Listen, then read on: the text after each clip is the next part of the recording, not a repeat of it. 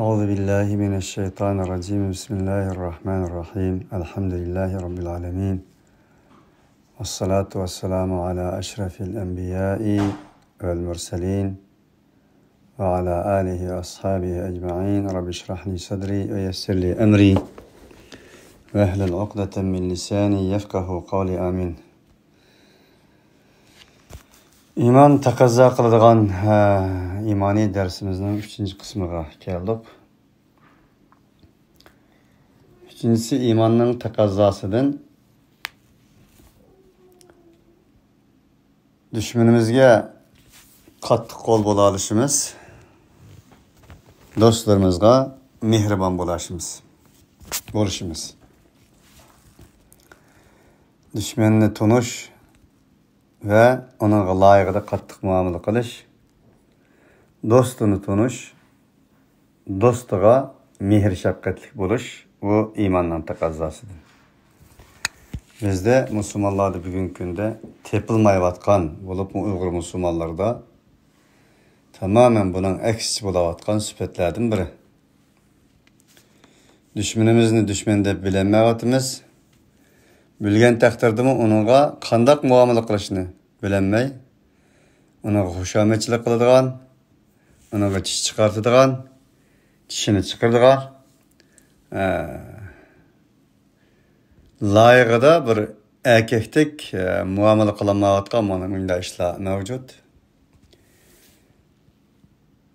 Do'stlarimizga nisbatan mehribonlik qilish yo'q. Aksice düşmanımızga nisbeten avazimizni ko'tarmaydigan odamlar öz milletimiz, xalqimiz, do'stlarimiz, yüzümüzden bo'lganlarga nisbeten diyelmaydigan gapimizmi yo'q, qilolmaydigan ishimizmi yo'q. Ishak kuching yetmasa, o't o'qimga degandek barliq det elemlerimizni, hasratlarimizni bir-birimizdan oladigan mana shunaqa ishlar mavjud. Bu Kur'an'a muvafık modisi yok. Allah Teala bu müminlerin süpetlep dedi ki Muhammedur Resulullah وَالَّذ۪ينَ مَعَهُ أَشِدَّاءُ عَلَى الْكُفَّارِ رُحَمَاءُ بَيْنَهُمْ تَرَاهُمْ رُكَّعًا سُجَّدًا يَبْتَغُونَ فَضْلًا مِنَ اللّٰهِ وَرِضْوَانَهُ Sure Fatih'in 29. ayet. Ey halayık, Muhammed Aleyhisselam Allah'ın peygamberidir, Allah'ın elçisidir, Resuludur. O Muhammed ile bağalla küffarlara qattiq qo'l akshidek muomala qilalaydigan ruhamau baynahum. Ular öz aralarida mehribon dedi. Deb bulab tarahum ruk'an sujadan yabtaguna fadlan min Allahi ve ridwana. Ularning yana bir sifati ular Allah subhanahu ve taoladan bo'lgan bir rozilik, Allah Teala'nın fazl merhametini ümit kılgan asasda davamlıq Allah'a ruku kıldıgan, Allah'a ilgiledigan manımında insanlar var. Çünkü Allah'a ilgilgen adam Allah'tan başka ilgilmeydi. Allah'a secde kılgan adam Allah'tan başka secde kılmaydı. Allah'a ilgilmegen, Allah'a secde kılmagan adam Allah'tan başka hiç hemmisi secde kılır. Şu mesele bir yerde bu müminler imanın taqozosi bo'lgan taqozolarni haqiqiy beja keltirmaganligi uchun düşmanı düşman, dostunu dost bilib uning loyiqida amal qilolmaydi. Ama haqiqiy mümin bo'lgan Muhammed Aleyhisselam ve Muhammed Aleyhisselam bilan birga bo'lganlar ular kafirga qanday muomala qilishni, müminlerge qanday muomala qilishni, do'stlari qanday muomala qilib, tajovuzchi dushmanlari qanday muomala qilishni ular yaxshi biladi. Mana bu odamiylikning imonning taqozosidan dedi. Allah Teala Sure Maide'nin 54. ayetinde dedi ki Ya eyyühellezine amenu men yertedde minkum an dinihi fesevfe ya'tillahu biqavmin yuhibbuhum ويحبونه أذلة على المؤمنين أعزة على الكافرين يجاهدون في سبيل الله ولا يخافون لومة لائم Zalika fadlullahi yu'tihi men yasha vallahu vasi'un alim. Maide 54. Ey iman etqanlar, iman davasını qılğanlar. Sizlarning içinizden kimki öz davasıdan, öz dini davalardan, haqiqiy adalet davasından vaz kesse, soyup qalsa, Allah Taala ularning o'rniga Allah ularni suydigan, ularni Allahni suydigan ve müminlerge nispeten kanat astığı alalaydigan, müminlerge nispeten kanatları sunuk, tekebburlukları sunuk, kalbilleri sunuk müminlerge nispeten. Ama iman dinine karşı çıkan tecavüzçülerge nispeten aziz, izzet bilen, şeref bilen muamele kılalaydigan mana şundak bir insanların Allah keltirdi. O müminlerge kanat yapadigan tecavüzçü düşmanlarga nispeten izzet ve şerefini saklap şunu layık muamele kılalaydigan insanlar Allah yolunda inqilab qiladi. Allah yolunda inqilab qiladi degani Müslümanlarni, milletini, halkını öz halkının namı şereflerini kutkuzuş yolunda inqilab qiladi. Bu yolda ola hech qanday bir malamet qilg'ichning malametidan qo'rqmaydi. Ana şu Allah subhanahu ve taolaning fazli merhametidir. Bunu şu fazli merhametga layık bo'lganlarga berdi. Allah her narsani bilguchidir. Allah Taolaning ilmi, fazileti, nimeti, rizqi her narsaga yetkichidir dedi. Bu yerda Allah subhanahu ve taolo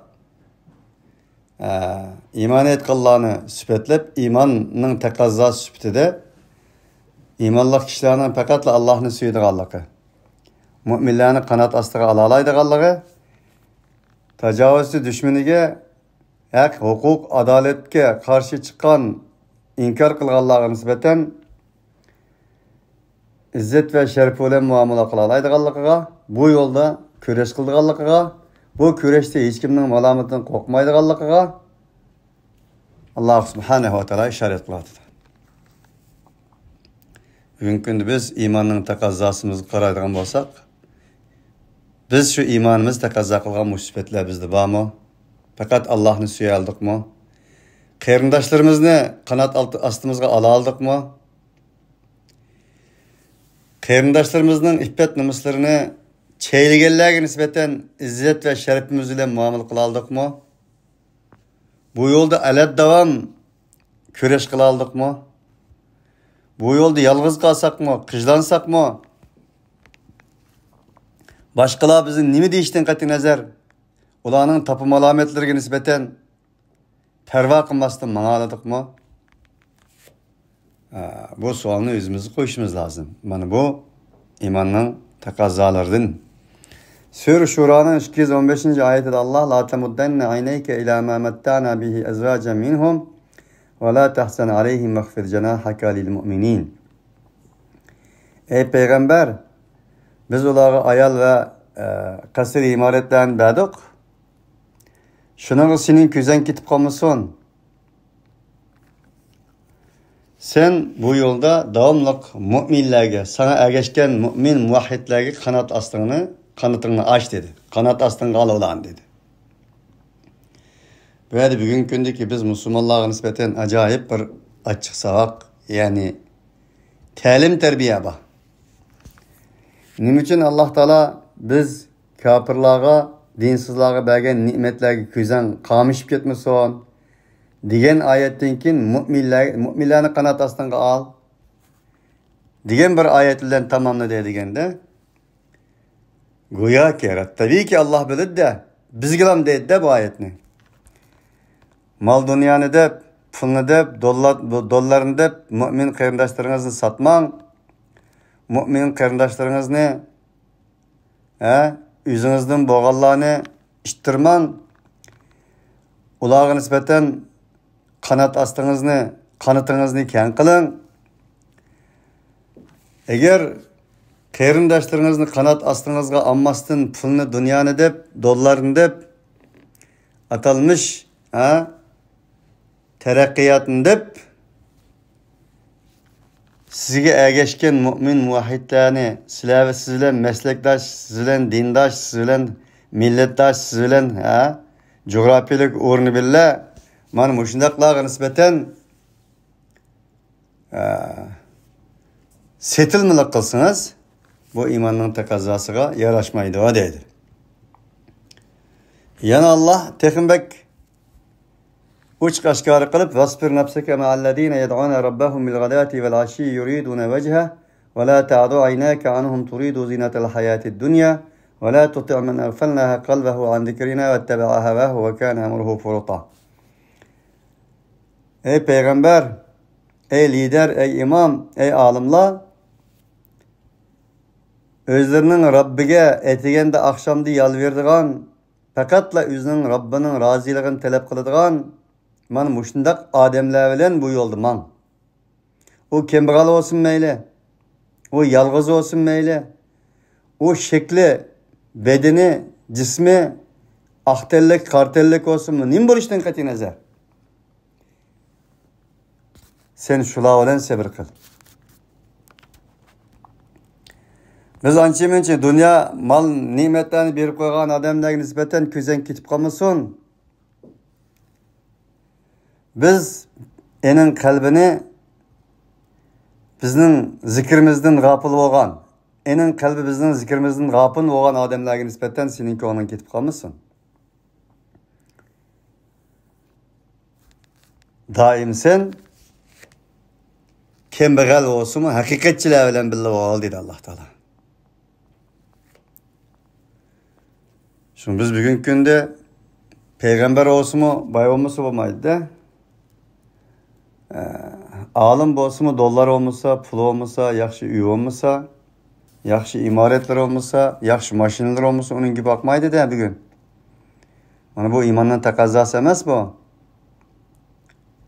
Haq kimde olsa, haqiqat kimde olsa, kim Allah bilan birga bo'lgan bo'lsa, kim haqiqat bilan birga bo'lgan bo'lsa, shuni bilan birga bo'linglar deydi. Sizlarning o'lchiminglar haq bo'lsin deydi. Menfaat bo'lmasin deydi. Haq savdoying olsun, haq o'lchiming olsun. Pulni o'lcham qilmanglar, chiroyni o'lcham qilmanglar, boylikni o'lcham qilmanglar, hayoti dunyoni o'lcham qilmanglar.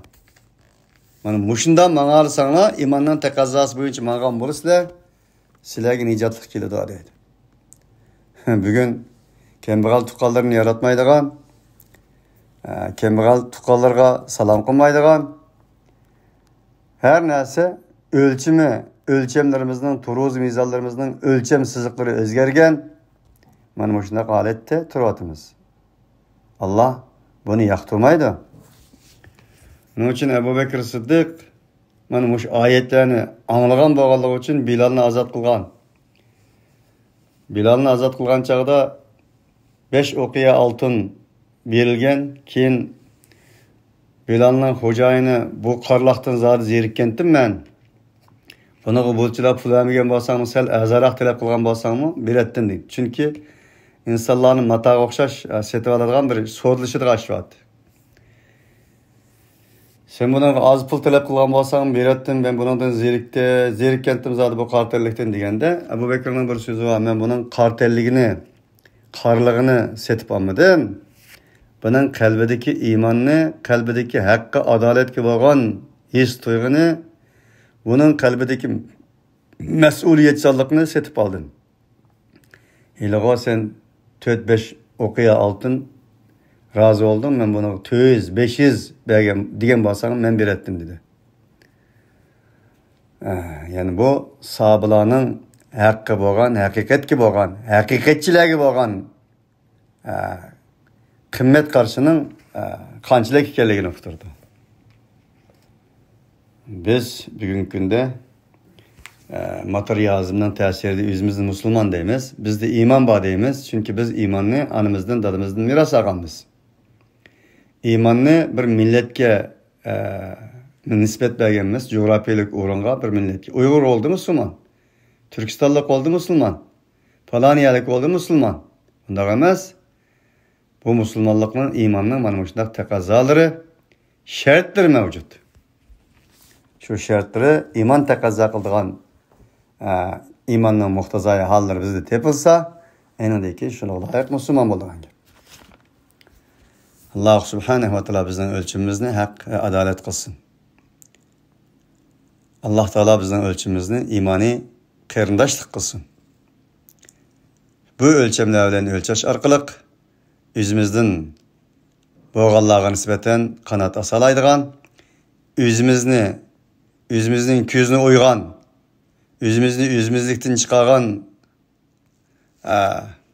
tajovuzlarga nisbatan erkekdek muomala qila oladigan haqiqiy mu'min, muvahhidlardan qilsin. Assalomu alaykum va rahmatullohi va barakatuh.